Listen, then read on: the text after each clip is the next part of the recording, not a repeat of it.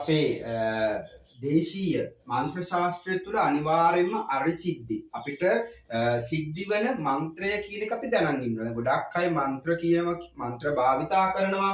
හැබැයි තමාට එක පළ දෙනව නැද්ද දන්නේ නැහැ. තමාට පළ දෙන්නේ නැති එක වෙන තැනක ගිහිල්ලා ගුරුකමක් කරොත් ආරක්ෂාවක් කරොත් ඒ ස්ථානයේ ඒක ඵලෙ නැති වෙනවා. මොකද තමාට ඒක සිද්ධි වෙලා නැහැ සහ ඒක අරි වෙන්න පුළුවන්. එතකොට ඒකේ ගුණයක් හෝ බලයක් ලැබෙන්නේ නැහැ. ඒ වගේම තමයි දැන් තමාට නමට මේ වගේ අපිට සිද්ධි චක්‍ර තියෙනවා. මන්ත්‍ර ශාස්ත්‍ර සිද්ධි චක්‍ර තියෙන අනිවාර්යයෙන්ම තමාට ගැළපෙන මන්ත්‍රයේ සිද්ධි චක්‍රයෙන් ගුරුවරයා හොයලා දෙන්න ඕන සහ ගුරුවරයා පැහැදිලි කරලා දෙන්න ඕනේ.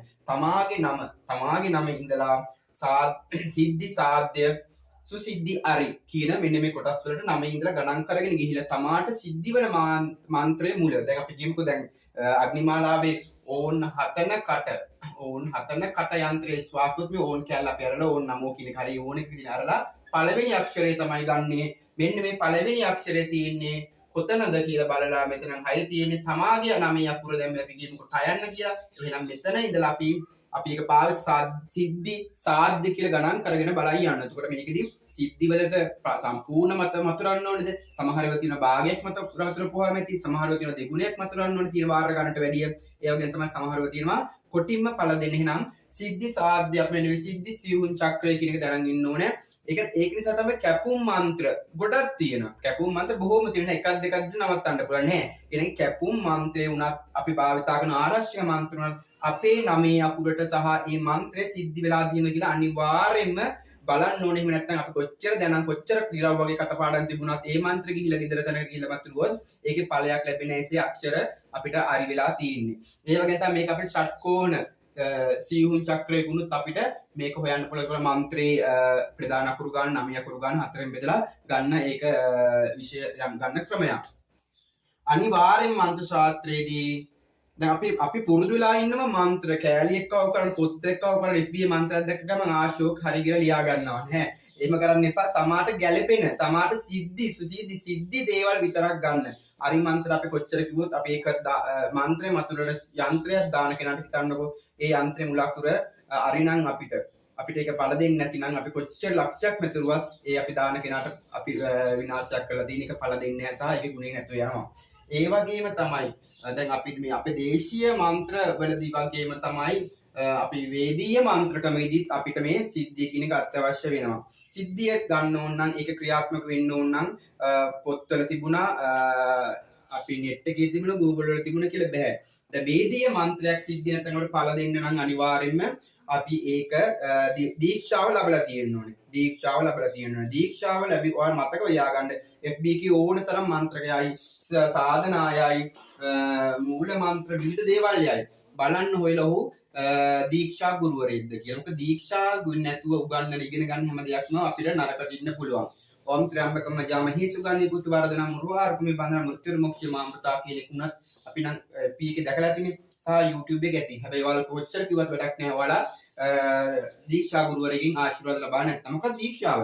දීක්ෂාව කියන්නේ මේ විශ්වයේ තිබෙනා වූ මන්ත්‍රවල නැත්නම් මේ විශ්වයේ මහා දේවා මණ්ඩලයේ ශිව බ්‍රහ්ම විෂ්ණු සහිත ඍෂිවරු දුක මන්ත්‍රයේ යතුර තමයි අගුල්ව තමයි මෙන්න මේ දීක්ෂාව කියන්නේ. නැත්නම් මේ දෙවිවරු හරි ඍෂිවරු හරි කල්පනා වුණා මේක අසුරයන් නැත්නම් මේක අනවශ්‍යයිට ගියොත් මේක ප්‍රශ්නයක් නිසා. ඒ නිසා තමයි දීක්ෂාව කියන එක යතුර හිර කරලා දැම්මේ. එහෙනම් මේ දීක්ෂාව කියන එක තමයි අපි මේ අගුල. එහෙනම් දීක්ෂාව ලැබුවට පස්සේ තමයි මේ වෛදික මන්ත්‍රවල හැම එකම අගුල ඇරෙන්නේ නිසා ඒවා පිළිටන්නේ සහ ඒවා පළ දෙන්නේ කියන මත තියාගන්න. එහෙම නැතුව අපි දැන් පුරුදු වෙලා ඉන්නවා FB එකේ AI වලින් අහපු ගමන් ඕන තරම් තන්ත්‍ර මන්ත්‍ර සාධනා මම දැකලා තියෙන ගොඩාක් වැරදි දාලා තියෙන මොකද කරන්න දෙයක් නැහැ.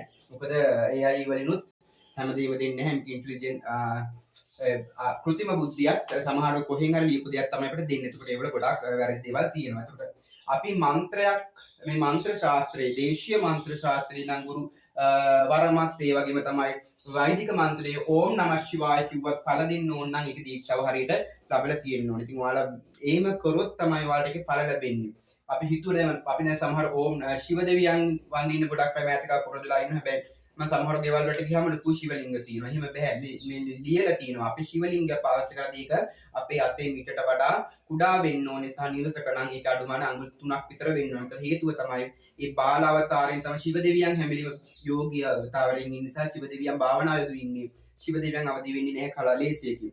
එතකොට ශිව දෙවියන් නමස්කාර කරති බැතිමතුන්ට පවරලා දීලා තියෙන ආශිර්වාද කරන්න වේතාල කොටස යක්ෂ කොටස. හා ඝන පිරිවර සහ කාර්තිකය. එතකොට අපි අනිවාර්යෙන්ම එව්ව පාවිච්චි කරද්දී අනිවාර්යෙන්ම ඒව පාවිච්චි කරද්දී ඒ කොටස් තමයි ඉන්නේ නිසා මේ හැම දෙයක්ම බාල අවතාරයෙන් ගන්න. බාල අවතාර ගන්න නිසා තමයි වල කුඩා පරිමාණයක් ඍෂිවරු දීලා තියෙන්නේ. ඒක නැතුව අපි දැක්ක ගමන් ගිහිල්ලා වෙනද පොලිමක් කරලා ගත්ත පස්සේ විවිධාකාර ප්‍රශ්න. ඉතින් ඒකයි නිසි ගුරුවරයෙක් වලට අවශ්‍ය වෙන්නේ. ඒ වගේම තමයි වරම් ගැන ගත්තොත් ගොඩාක් අය මේක ලොකු විෂයක් ලොකු දෙයක් කියන ඇත්තටම වරම් කියන එක මන්ත්‍ර ශාස්ත්‍රයට අවශ්‍ය වෙන්නේ නැහැ. වරම් කියන එක පොඩි ලදරු තමයි මන්ත්‍ර ශාස්ත්‍රය තුළ සහ වරමේ කළ හැකි ඉතාම සුළු දෙයක්. එතකොට කියේ මම එහෙනම් ඖෂධ වරමක් තිබ්බොත් අපිට කොච්චර දේවල් සුව කරන්න පුළුවන්ද? ඔය වගේ දේවල් අනිවාර්යෙන්ම අහනවා. ඇත්තටම ඖෂධ වරම් ඕනේද?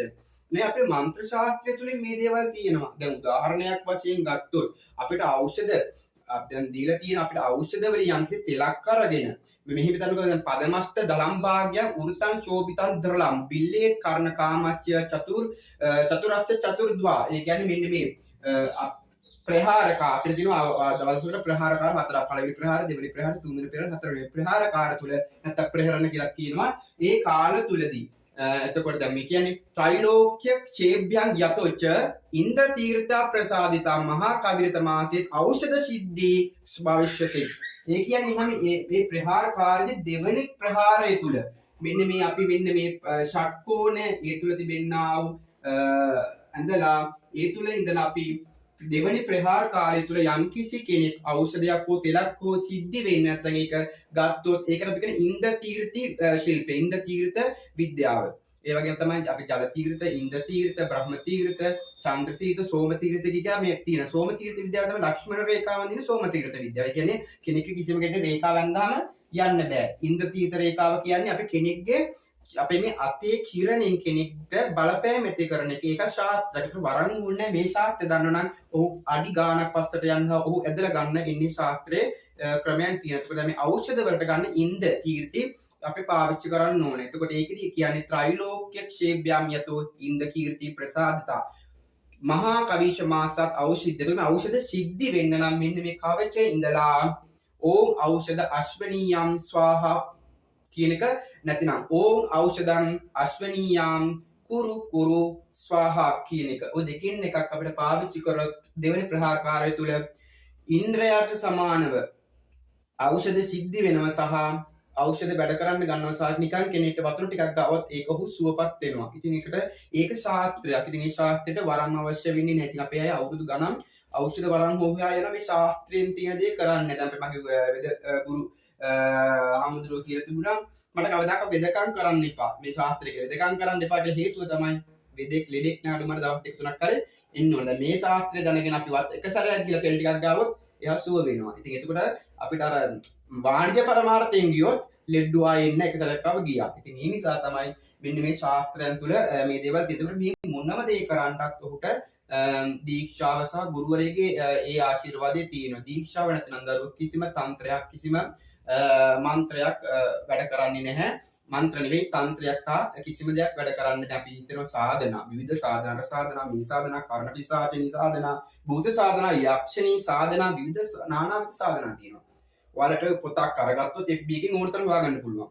මතක තියාගත යුතු දේ තමයි එකක්වත් වැඩ කරන්නේ වල අපරාධ වල කාලේ ඔයා දීක්ෂා ගුරුවරයෙක් වාට තථාස්තු කියන නැත්නම් වාට දීක්ෂා පාඨය කනට කියනකම් මේ විශ්වයේ ඒ ශක්‍ර බ්‍රහ්ම විෂ්ණු සබ්‍ර එන්නේ ඍෂිවරු දුන්න අගුල ඇරෙන්නේ. එහෙනම් ඒ අගුල මේව දුන්නේ දෙවිවරු යම් දෙයක් තබාගෙන. මොකද මේක අසුරයන්ට නැත්නම් දුෂ්ටයන්ට කිව්ව ප්‍රශ්නයක් තියෙන නිසා තමයි දීක්ෂා දෙද්දී බොහොම පෙරලා තමයි ගන්නෙ. බොහොම පෙරලා හරියම පරීක්ෂාවෙන් තමයි ශිෂ්‍යව තෝරගන්නේ. මොකද ඒ ශිෂ්‍යයට දීක්ෂාව දුන්න ගමන් අන්න විශ්වයේ තිබෙනා වූ මාන්ත්‍රික තාන්ත්‍රික අගුල ඇරෙනවා. තාන්ත්‍රික අගුල ඇරෙන එකම ක්‍රමය දීක්ෂාව පමණයි. දීක්ෂාව නැතුව කෙනෙක්ගේ උපදෙස් ගන්න නම් හරි වැඩක් කරනවා නම් යම් මන්ත්‍ර කටයුතු යෙදෙනවා තාන්ත්‍රික කටයුතු යෙදෙනවා නම් හරි ඒ වැඩක් නෑ. සමහර අය තාන්ත්‍රික විදියට කියගෙන හෝම පූජාවට බිත්තර මස් රටේ දේවල් දාන. මතක තියාගන්න ජීවිත පව නැති වෙන අශුභ ශක්තියින් අලක්ෂ්මී වලට එන කියන එක මතක තබා ගන්න.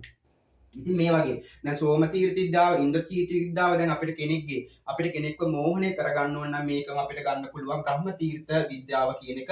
ඒකට වෙනම තියෙන්නේ වෙනම අපිට ඒකට මෙන්න මේ වගේ වෘත්තය ඇතුලේ ෂට්කෝණය පිහිටලා යම් කිසි දෙයකට ඒ මාර්ග කරන. එතකොට අපිට කෙනෙක්ව ආකර්ෂණය අපිට අදහස් ඉටු කරගන්න මේ දේවල් කරන්න පුළුවන්. ඇත්තටම දරුවනේ මේ ශාස්ත්‍රය දේව ශාස්ත්‍රය නැත්තම් අපිට මේ මුතුන් මිත්තන් දුන්නු අපේ සිංහල අපේ දේශීය ශාස්ත්‍රය තියෙන මේ වලින් කරන්න පුළුවන් දේවල් ගොඩයි. එතකොට මේ ශාස්ත්‍රයට එහා මේ මිනිසුන්ගේ ශාස්ත්‍රයට එහා දේව ශාස්ත්‍රය තියෙනවා. මේක අපි වෛදික වේදීය ශාස්ත්‍රය කියලා අනිවාර්යයෙන්ම දීක්ෂාව තිබිය යුතු බව මතක තබා ගන්න. මෙන්න මේ ශාස්ත්‍රය ඉගන්වන්නාට වරම කියන එක පුස්සක්. වරම අවශ්‍ය වෙන්නේ වරම කියන එක සීමා සහිත නම් මේ ශාස්ත්‍රය අසීමිත වලට වැඩ කරන්න පුළුවන්. ඖෂධ කර්ණ මුණ්ඩ චිත්ත මුණ්ඩ නැතිනම් අපිට කිසියම් කෙනෙකුගේ හිත දැන ගැනීම පාලනය කිරීම මේ හැමදේම කිසිම ඥාතියක් අවශ්‍ය වෙන්නේ නැහැ. කිසිම මන්ත්‍රයක් අවශ්‍ය වෙන්නේ නැහැ. මෙන්න තාන්ත්‍රික සහ මෙන්න මේ වගේ රහස්‍ය ක්‍රම තියෙනවා. ඉතින් සාමාන්‍ය මේක ඉගෙන ගන්න කොහින්ද ඉගෙන ගත්තේ කියලා අහුවොත් සමහරවිට මේක ඉන්නවා ඉන්දියාවේ පැත්තේ නම් ගුරුවරු දීක්ෂා ගුරුවරු ඉන්නවා සහ ඔවුන්ගෙන් දීක්ෂා ලබා ගන්න පුළුවන් සහ දීක්ෂා ගුරුවරු ලංකාවේ කීප දෙනෙක් ඉන්නවා. එහෙම නැතුව ඔයාලා පාවිච්චි කරන හැම තන්ත්‍රයක්ම හැම සාධනා ක්‍රමයක්ම නිෂ්ඵලයි. ඒවා වචන විතරක් වෙනවා. මොකද ඍෂිවරු දුන්නේ අගුලක් තියෙන අගුල අරින යතුරු තමයි දීක්ෂාව. ඉතින් ඔයාලා මේව පාවිච්චි කරන ඉගෙන ගන්න ආස නම් පළමුව දීක්ෂාව ලබා ගන්න යුතුයි. ඒකට ක්‍රියාත්මක වෙන්න.